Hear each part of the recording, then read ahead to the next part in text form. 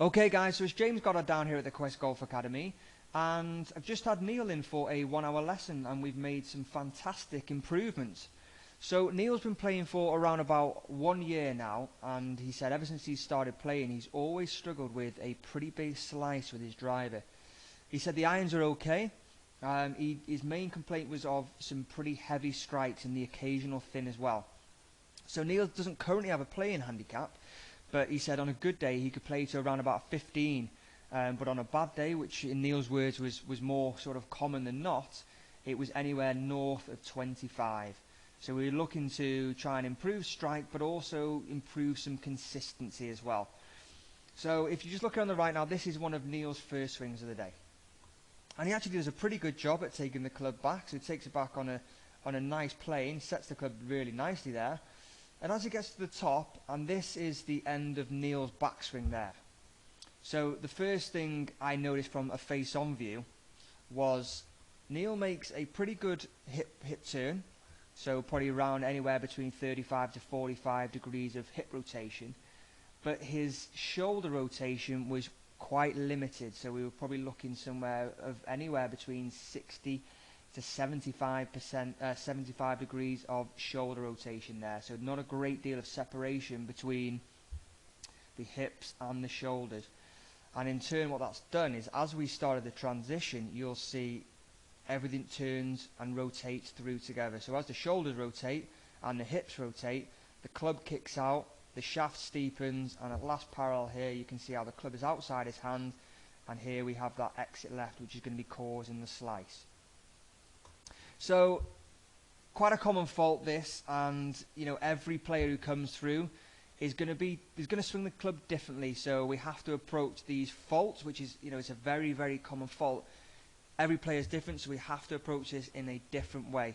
And in Neil's case, you know, there was a slight limitation there with the shoulder rotation, so we did actually give Neil some drills to work on that.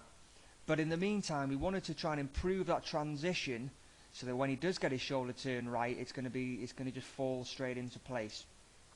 So what we did is we gave Neil a drill where we split the grip. So we'd have left hand top of the grip, right hand is going to sit somewhere between the end of the rubber and onto the shaft.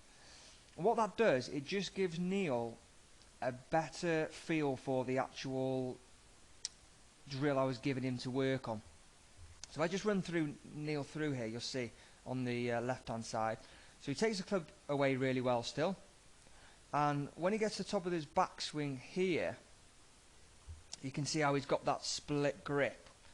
And like I said, what this does is this just gives Neil a better chance at applying different forces through the grip end, which is exactly what I wanted him to do. So even though we actually grip with our hands interlocked or overlapped, so they're sort of working together, the hands themselves in the golf swing don't actually work together, they work in opposing forces. So by splitting the grip, this just gave Neil a better understanding and a better chance at feeling those hands working in opposite directions. Two thoughts for Neil here from the top of the backswing. I wanted him to feel as though his left hand worked out, and I wanted him to feel as though his right hand was fighting that and actually pulling back towards the golf bags here. His other thought was, I want him to feel as though, as he had a little pause at the top of the backswing, and he started his transition by applying pressure down and into this left foot. So that we're starting with a lower body pressure shift, which just allowed the club to naturally just drop as opposed to spinning out. And with the two thoughts with the hands, this allowed for a great transition. If I just run this one through here, so top of the backswing, so from this point he'd apply pressure down into his left foot. Left hand worked out, right hand was pulling back against this way. And you can see what that did is it just allowed the club to naturally shallow, and at last parallel to the floor it is absolutely spot on and pointing straight down his target line. As opposed to on the right hand side here, you'll see how the club is pointing a long way left and outside of his hands. As a byproduct of this, you'll see that there's no need for any sort of release or casting or flicking of the hands through impact. So you'll see Neil just can rotate through the golf shot. So he's using his body to release the golf club and square that face instead of a flicking or releasing of the hands.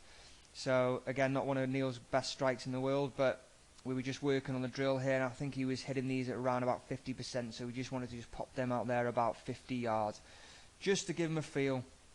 Great drill, had some great success with it, and Neil's actually booked in for a group of lessons with me, so I look forward to working with him in the future and seeing some more progress. So if you like the video, guys, please comment below. Again, I'd love to hear your thoughts on what you think that these changes have done. Subscribe to our Quest Golf YouTube channel, and please follow me on all my other social media platforms.